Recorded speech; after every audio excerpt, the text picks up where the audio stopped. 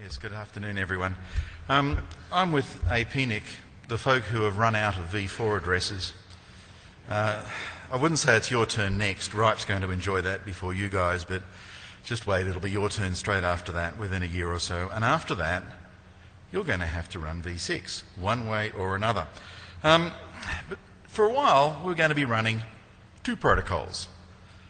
And, you know, it seems that we've spent the last 20 years fighting with one protocol and trying to make that work, or not as the case may be.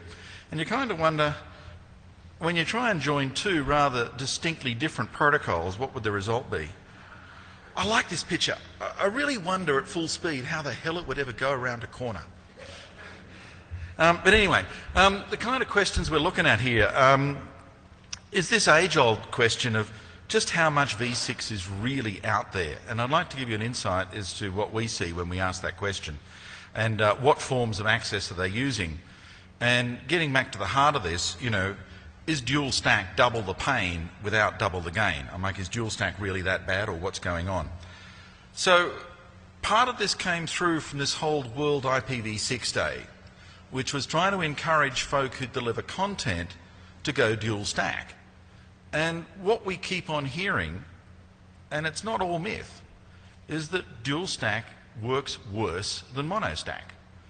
And the kinds of fears that folk have is, if I turn on V6 and keep on running V4 as well, of course, will I lose customers? Or will their experience be crap? I'm like, I don't know how many of you folk run dual stack wherever you go. I certainly try. And I keep on finding the white page of death, which is what happens when you run into a path MTU black hole on 6. Because as soon as you do that, the browser doesn't stop. It just keeps on thinking the packet's going to come. So there's no error message. Your screen just goes blank. How much of that is out there is really an interesting question. So what we're trying to do is to sort of answer some of these questions. There's no doubt that older hosts, particularly Windows XP, but even older Mac OSs, really had problems with dual stack, that they made really bad preference settings and got extremely confused. And it's possible with some browsers and some OS combinations that when you have a dual stack object out there and you think you have V6 and it's not working, it just won't collect it. Some hosts have a real problem with V6 DNS. And of course there's this whole problem with the old legacy airports and other things where it's delivering you what it thought was V6 locally but had no idea of a global route. And of course from the content provider's viewpoint, if clients can't get to you, your content isn't working. So we're trying to sort of think of what kind of tool could we put out there that would help folk who run content sites to measure V6 behavior without necessarily dual stacking their entire website. And for that, we started looking at how could we leverage cross-site URL fetches to actually do these tests and then feed it back into existing tracking and analytics tools, which is where we're going with this. And the other thing you find when you do this yourself is, how do you know when folk aren't getting to you? For example, APNIC, www.apnic.net's been running dual stack for many years. We look at our logs all the time. Our logs tell us who reached us. But the real question is, who didn't? And logs won't help you. So this whole issue of how do you know where failure is and how do you measure it gets really quite difficult. Some of this is visible on the wire if you choose to TCP dump everything, if that's the way you want to do it, or you can actually start doing a specialized analytics tool that actually reports back on what it found. So we have a measurement system that we put out there. It's at this URL, labs.apnic.net, and it's actually meant for you to actually include in whatever you do on your web pages. It's built around Google Analytics. So it's basically a little anode into the analytics page. It runs in the background. It uses DNS wildcards. It's uncacheable. And what it does is it feeds back into Google some basic metrics on V6 capability of your site with your clients. And we've tried to make it as configurable as possible. So this is a pretty standard technique these days. This is these beacon GIFs. So these are 1 by 1 pixels, so they're tiny, they don't stress out MTU. They're not in the domain object manager, so they never get rendered. They're timed to take place after the page has been loaded, so they're meant to be invisible. And in general, you won't notice them, except for, you know, the endless spinning beach ball as it tries to sort of pick up the V6, or if there's some amazingly retentive browser that just reports back on everything. And there's JavaScript running on the client side to report what works and what didn't. In this case, we use completely unique generated DNS names of wildcards so that there is no caching going on, and the client actually measures the timing. So the basic test set, standard stuff, dual stack, v4, v6, and then we started saying, well, how can we push things a bit? And we added options to actually do a fetch without using the DNS, which is a particular response to what Windows did. All Vista and 7 machines theoretically have Teredo turned on by default, but in the operating system, get host by name, if the only v6 interface down there below it is Teredo, it will never ask for a quad A. So we thought, okay, let's just bypass the process and see what happens when you actually deliver a v6 address as a literal, as the resource object. We also do tests where the only way you can get the object is if somewhere along your forwarding chain your DNS is capable of doing v6 transport, and see how much is out there. And also auto tunnel detection to see what kind of tunnels you're using. All of that requires you to put some script on your web page and exposes all your clients to us. And we're nice people and we don't tell anyone, but we found that not many folk want to do that, which is fair enough. And we started looking at ads. And amazingly, may not be possible tomorrow, but today you can load up the Flash and do cross-domain. So I'm not sure of many in this room, but we've been running this ad for a few weeks. And it's amazingly cheap because I don't want you to click it. In fact, clicks cost us a fortune, so for Christ's sake, don't click the bloody thing. But the impressions are really cheap. So about 25 bucks a day gets us in excess of 25,000 impressions, and the impressions do all the work. So the complete test set is actually running inside the banner ad. The only problem with this is that, you know, you guys are really badly trained about ads. When a flash ad appears, stare at it intently for 10 seconds, please, particularly when you see that one, okay? 10 seconds. Because a lot of you, in fact more than half of the world, doesn't hang around. They move off it really quickly. So we get sort of double the impressions that we get actually test results. But nevertheless, the answers are good answers. So some results out there, you know, what are we looking at in terms of v6 capability? To remind you, this one's been up for some time. It's from Google. And this is a sort of 2.5 year, getting on to 3 years. And what it's showing is that for dual stacked, with their whitelisting service, of course, 0.3% of their clients connect to them using v6. And of those, the overall majority these days are running native, and a much smaller proportion are running 6-4 or Teredo. What have we seen? This is since November of last year, very, very similar numbers. So between 0.2 and 0.4%. It rose over whatever it was, the northern winter, southern summer, and then has been steady between 0.3 and 0.4%, predominantly unicast, very little auto-tunnelling. If you think that's enough to paint the world v6 in a few years, you're much more optimistic than me. I mean, it's a really bloody small number, isn't it? 0.3%. And the issue is, where are all these Teredo and 6-4 tunnels? Because in dual stack now, what's going on is that the operating systems are now depreferencing auto tunnels. So can we flush them out? Yes, we can, by simply giving you a resource object that is only in v6. And oddly enough, what it flushes out is that between 3 and 4% of folk can do v6 if that's the only way to get there. And almost all is 6-4. Bugger all Teredo, stuff all unicast. So unicast, if you have it, prefers to use 6. 6-4 doesn't, and Teredo isn't there at all. So capable, 3 to 4%, preferred, 1/10 of that. I still don't think it's a very high number. So the next question is, where is this Teredo and how much is there? So we loaded up this URL, which is just the address of the thing, and sent it out. And the response rate is actually really not bad at all.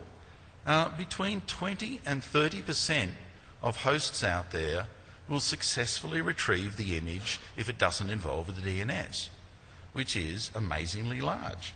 So there is more V6 than we originally thought. And, you know, it kind of goes in factors of 10. 0.4% or so these days, if you want to be optimistic, will do V6 in preference. 4% will do it if they're forced. And, well, to be roundly optimistic, 40, but it's closer to 35%. If you beat the DNS into submission and totally annihilate it and simply hand the V6 URL at the client, they will expose, yeah, we can do it. But what's the experience like? How well do these techniques actually work? This is the timing of the total object fetch averaged out for each of the types. The good news is that V6, as compared to V4, is as fast. So that centre line is the V4 average time for the day, and the green line is the V6 unicast. And what you actually see is V6 and V4, much the same. So interestingly, the folk who are offering their clients V6 unicast are also offering transit routes back to, at least in Brisbane in Australia, let alone anywhere else, transit routes that are not overly convoluted. The V6 overlays, if they are being used, are not wildly different from the underlying V4 substrate. And indeed, these figures tend to suggest there is very little in transit that is overlay based. So the unicast stuff is fantastic. These are retrievals of one-by-one GIFs. So it's a bit of DNS, and a TCP handshake, and basically one more TCP round trip to actually do the HTTP GET. 6-4 takes an extra second. Teredo takes heaps worse. That's crap. I'm like, that's sitting at a 50-part web page going to sleep for the afternoon. So, you know, what's going on with this auto-tunneling? Why is it just so complete crap? Like any tunneling, depending on the tunneling technique, there's two generic sources. One is if it's a stateful tunnel, it's going to take time to set it up. And secondly, tunnels are not necessarily pleasant in terms of their round trip times. And part of the issue comes that things like 6-4 rely on the kindness of strangers, which is a bullshit way of building a network. Sorry, I'm not going to pay for it, neither of you. Hopefully someone's drifting around who's going to translate these packets for both of us. So in the classic 6-4 kind of relay, what goes on is your packets don't come to me. They go to 192.88.99.1. And I don't send them back to you. I send them to 2002/16. Now, this is pretty bad. When I look around most of the Asia Pacific, on the other side, on the western side, where's the closest 192.88.99 relay for almost everyone? San Jose. Quite logical. So even if I try and make things better and put in a relay directly on my server, so now I'm looking at the added one-way incoming delay for 6-4, I can now start looking at performance of this and actually started to judge it. I can look at the setup time by looking at the packet dumps of the incomings, and 6-4 is stateless. There is virtually very little setup time. The bottom there, axis there, is in seconds, and basically most of the clients have almost no setup delay. The residual delay is actually all about the browser queuing behaviour that gets in the way. But the RTTs compared to V4 are very different.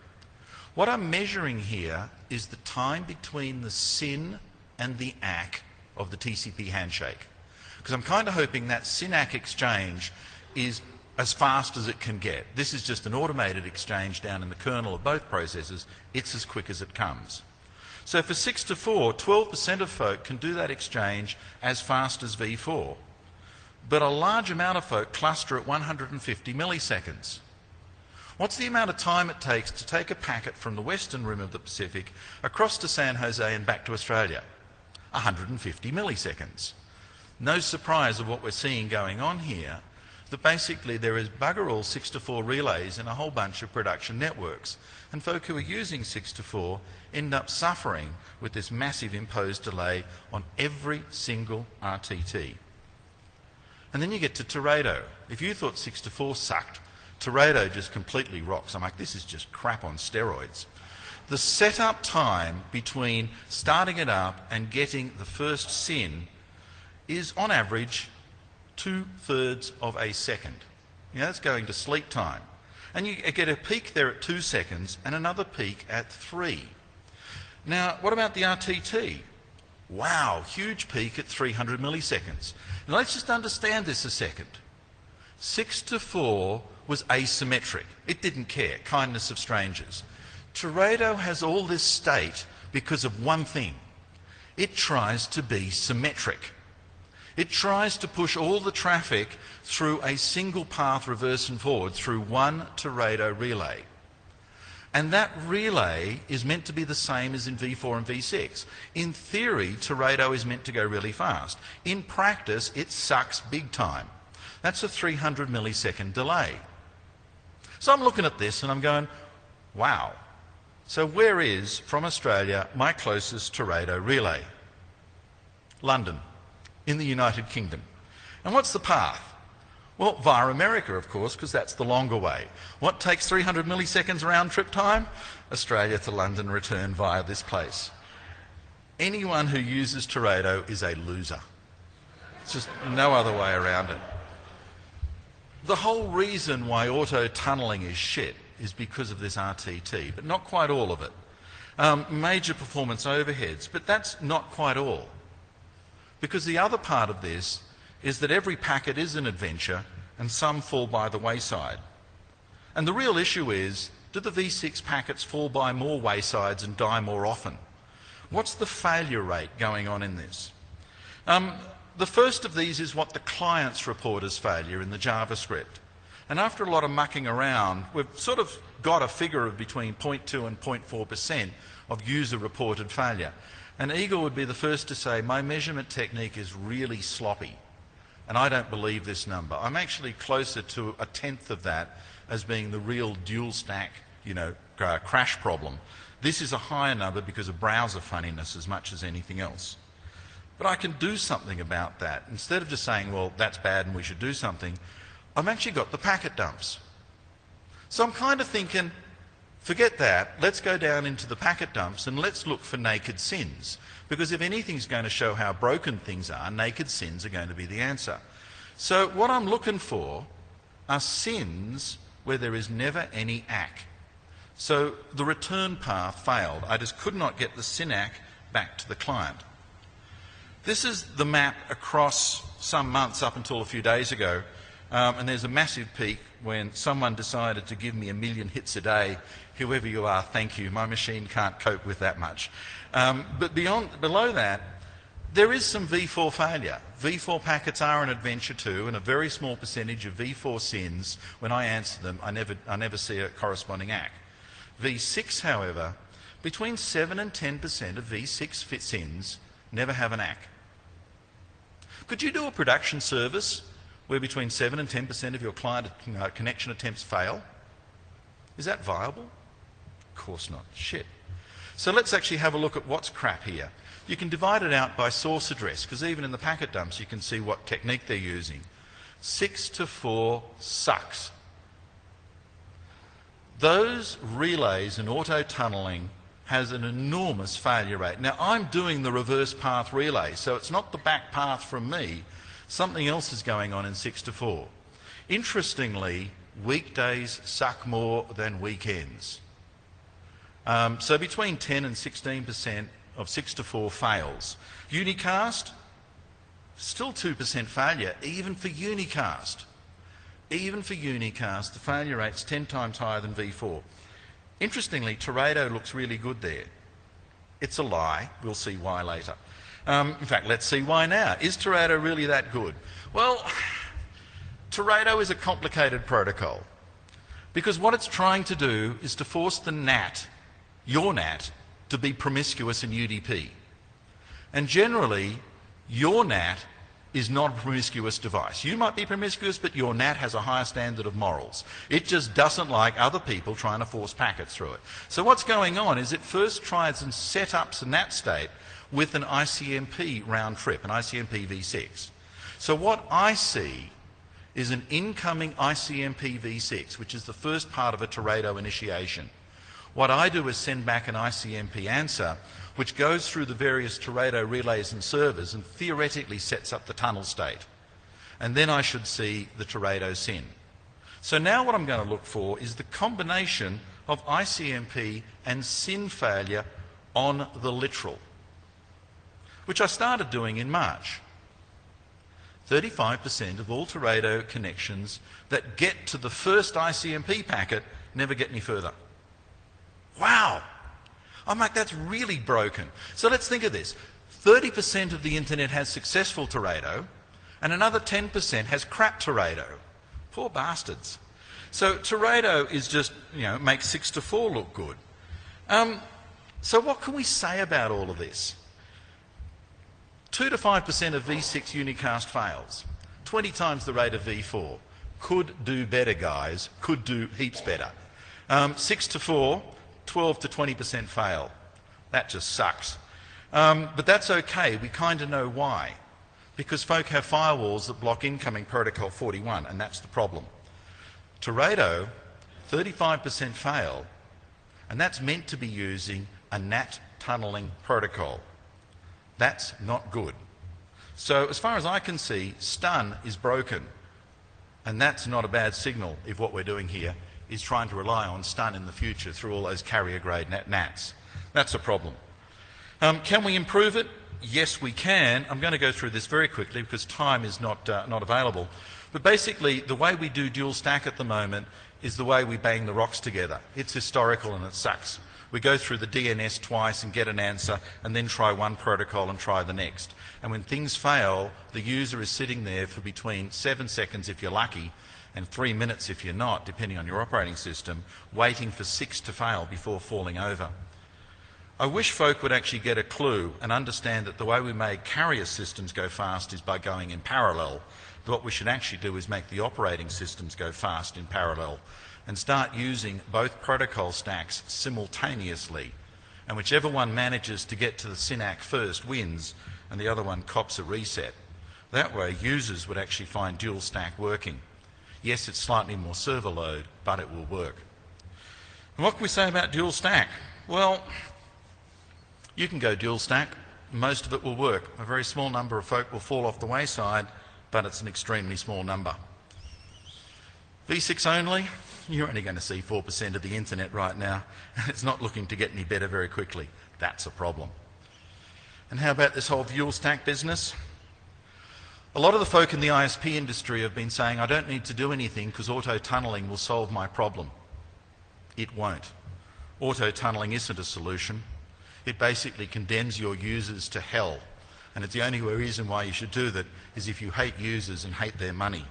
Don't do it. It's a bad thing. If you really want to make this transition happen, run native v6. Thank you.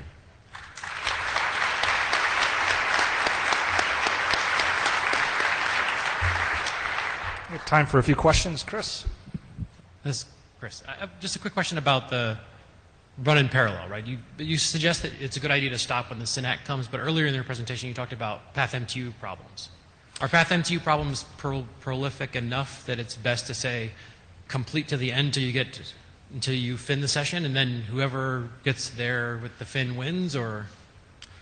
You know, you look at Google and you packet dump what's going on, and you'll find that the offered MSS is 1280. If you really want to make sure that your V6 packets will always make it, drop the MTU if you're a client or a server. Because there's so many folks still out there who think that all ICMP is evil, and they just don't grok that ICMP v6 is an essential part of the v6 protocol. Some folks say we should go on a hunt and try and kill all those firewalls that are blocking ICMP v6. Good luck.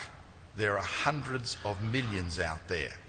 Go forth and prosper, but in the meantime, if you want your packets to work, just drop the MTU. So no, I haven't particularly gone and tested that, but there's a surprising amount out there which is really, really quite yucky. Okay. You didn't actually really answer my question per se, but so maybe what the answer is, you should look at this as well and say, does it make sense to go fully to both ends and then decide whoever gets to fin first wins as opposed to who gets to SYNAC first wins? Well, it's really hard in that first SYNAC to actually test the path MTU, isn't it? Because you're not doing big packets in the SYNAC exchange unless you want to buggerize up your SYNACs. I think you're proving my point here. Right? Thank you. Dennis with LinkTex. On the unicast V6 performance, you said there's a percentage of loss that people are not getting there. Can that also be, or do you take into account simply that a lot of the V6 routes are not everywhere? The example is, I recently with a customer brought up a Cogent tunnel, and we all know Hurricane Electric and Cogent don't get along. There's only 3,000 Cogent V6 routes. So the question is can that number be attributed to basically the provider and or the client trying to get to those sites not having a path? Yes, it possibly could. It possibly could. Interestingly, though, the clients behind that kind of service on those source addresses are preferring V6 in dual stack. So it's not just me they can't get to in V6, it's everyone running dual stack. So those clients are seeing a tediously slow internet that is tediously slow to connect to. Why aren't they ringing up their ISP and saying, fix it? Because this is a really visible problem to those customers, if that's the cause. Well, I agree. I'm just saying the ISP might not be able to do anything, or maybe they will. Underlying problems have to be fixed first. Obviously. There we go. Okay. All right. Thank you, Jeff. Thank you.